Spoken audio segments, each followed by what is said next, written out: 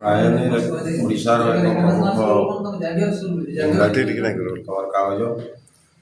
ବର୍ତ୍ତମାନ ଛାପା ଗଣମାଧ୍ୟମ ଭିତରେ ପାୟୋନିୟର ତାର ସ୍ୱତନ୍ତ୍ର ସ୍ଥାନ ନିଶ୍ଚିତ ଭାବରେ ବଜାୟ ରଖିଛି ଏବଂ ଆଜିର ଯେଉଁ ବାର୍ଷିକ ଉତ୍ସବ ଅବସରରେ ପାୟୋନିୟର ପକ୍ଷରୁ ଯେଉଁ ଟପିକଟି ମୁଖ୍ୟ ରଖାଯାଇଥିଲା, ବର୍ତ୍ତମାନ ଶିକ୍ଷା ବ୍ୟବସ୍ଥାରେ ଗଣମାଧ୍ୟମର ଛାପା ଗଣମାଧ୍ୟମର ଭୂମିକାଟି କ'ଣ।